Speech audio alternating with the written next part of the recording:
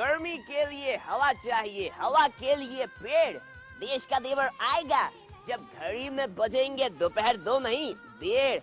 भाभी याद रखना। टीवी सीरियल्स की हर खबर देगा देश का देवर। आज हम चीन की बात कर रहे हैं। भारत के लिए महत्वपूर्ण इसलिए है कि भारत से 3000 किलोमीटर दूर समुद्र में एक बड़ी जंग की तैयारी की जा रही है। चीन ने दक्षिण चीन के विवादित समुद्र में अपना जंगी बेड़ा उतार दिया है। इसके जंगी जहाज इस समुद्र में मिलिट्री एक्सरसाइज के जरिए, युद्धाभ्यास के जरिए भूचाल पैदा कर रहे हैं। चीन ने इस इलाके में कई महीनों से कब्जा जमाने के लिए नकली टापू भी बनाए हैं। उसके मंसूबों से परेशान होकर फिलीपींस ने उसके खिलाफ हेग की अंतर्राष्ट्रीय अदालत में मुकदमा दायर किया।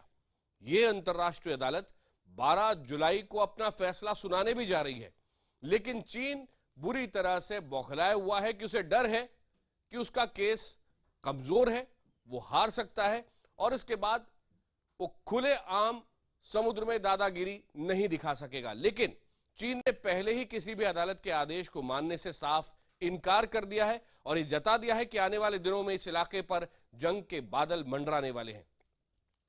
चीन के सरकारी अखबार ने खुलेआम जंग की धमकी दी है और साफ कहा है कि अब वक्त आ गया है जब चीन अपने दुश्मनों को करारा जवाब दे। वक्त आ गया है जब चीन अपनी जंग की तैयारी कर ले।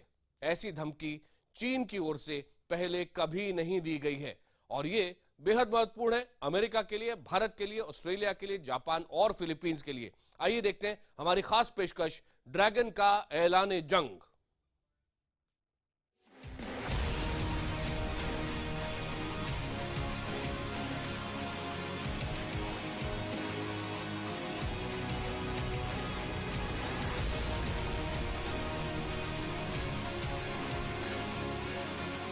ये वो जगह है जहां एक महायुद्ध छिड़ने के आसार बन रहे हैं।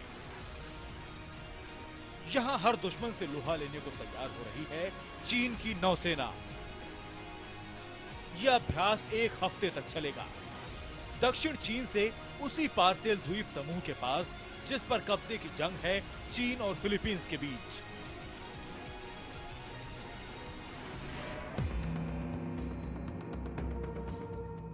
इस इलाके में किसका रुतबा चलेगा, किसकी बादशाहत चलेगी, इसका फैसला 12 जुलाई को हेग की अंतर्राष्ट्रीय अदालत में होने वाला है। लेकिन लगता है चीन ने हफ्ता भर पहले ही इस इलाके के पानी में अपनी जंगी जहाजों का बेड़ा उतारकर फैसला कर दिया है।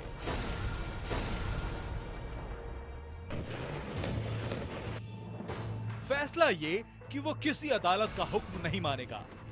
फैसला ये भी कि वो किसी भी कीमत पर यह इलाका खाली नहीं करेगा, भले ही इसके लिए उसे जंग ही क्यों ना करनी पड़े। जैसे यही उद्घोष करते हुए विवादित द्वीपों के आसपास 1 लाख वर्ग किलोमीटर के इलाके में चक्कर काट रहा है चीन का जंगी बेड़ा। मिसाइलें छोड़ी जा रही हैं, तोपें गरज रही हैं। जैसे अंतर्राष्ट्रीय अदालत अमेरिका, फिलीपींस, वियतनाम, मलेशिया और ब्रुनेई को ठेंगा दिखा रहा हो, सुना रहा हो अपना ऐलान जंग।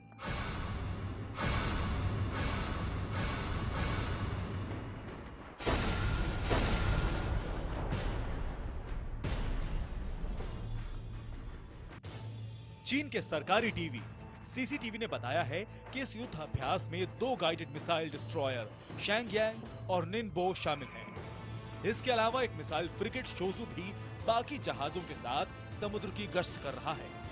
जानकारों की नजर में ऐन राष्ट्रीय अदालत के फैसले से पहले उस विवादित इलाके में यूं युद्ध अभ्यास करना बड़े संकेत दे रहा है। इसके संकेत चीन के गुस्से से उबल रहे सरकारी मीडिया में भी दिख रहे हैं। चीन के सरकारी अखबार द ग्लोबल टाइम्स में छपा संपादकीय साफ कह रहा है कि अब वक्त आ गया है जब चीन को मनमानी करने वालों को सबक सिखाना चाहिए, उनकी बाहें मरोड़ देनी चाहिए। चीन को अपनी रक्षा तैयारियां तेज करनी चाहिए और किसी भी फौजी भिड़ंत के लिए तैयार रहना चाहिए। हालांकि अमेरिका की नौसेना कम वक्त में ज्यादा मारक क्षमता रखती है, लेकिन हमें यह दिखाना होगा कि अगर दक्षिण चीन समुद्र के विवाद में हम पर ताकत आजमाने की कोशिश हुई तो हम भी ऐसा जवाब देंगे कि अमेरिका को उसकी भारी कीमत चुकानी पड़े। अमेरिका ने दक्षिण चीन समुद्र के इलाके में अपने 2 एयरक्राफ्ट कैरियर तैनात कर रखे हैं और वो हमें अपनी ताकत दिखाना चाह रहा है। वो ये दिखाना चाह रहा है कि वो इस इलाके का थानेदार है और चीन को उसकी जी हुजूरी करनी चाहिए। वैसे तो चीन मानता है कि विवादों को बातचीत के जरिए सुलझाया जाना चाहिए, लेकिन हम जंग के लिए भी तैयार हैं। चीन इस बार खासी चालाकी बरत रहा है। वो धमकी भी दे देता है और सामने भी नहीं आता है।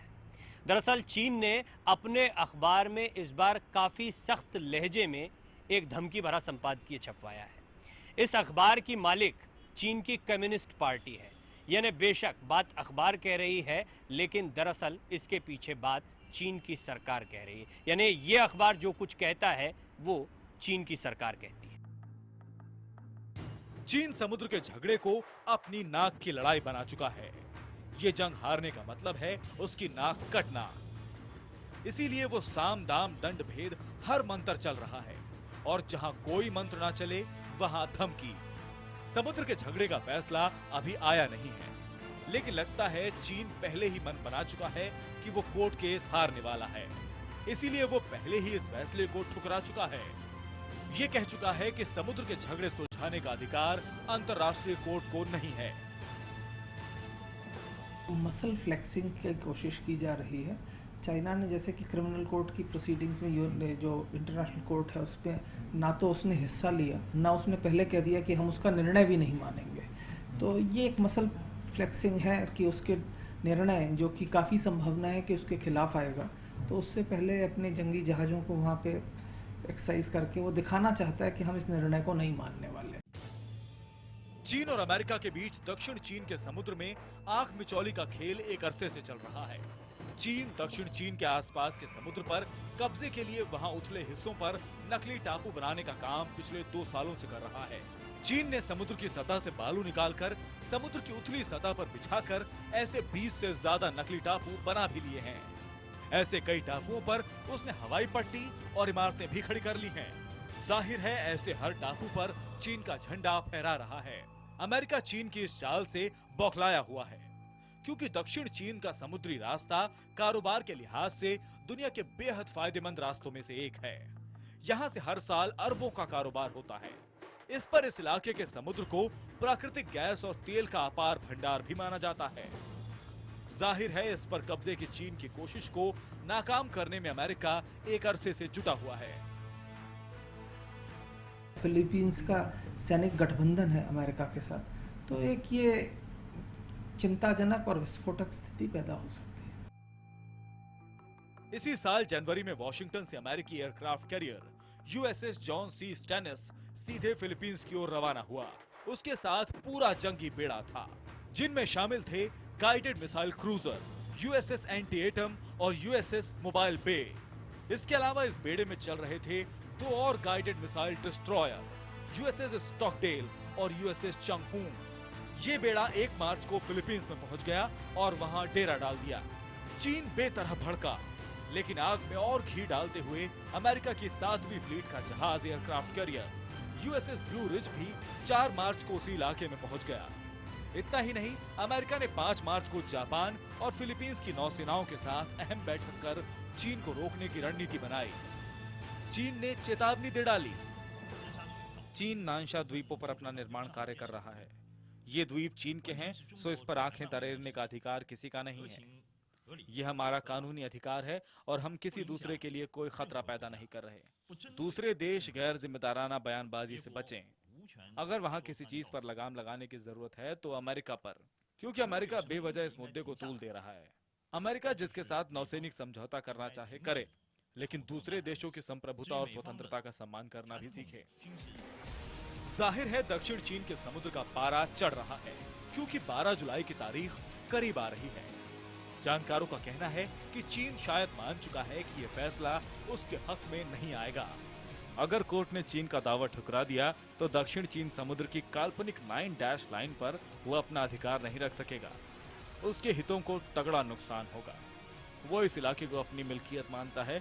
अगर ऐसा हुआ तो चीन के लिए ये अब तक का सबसे बड़ा झटका होगा।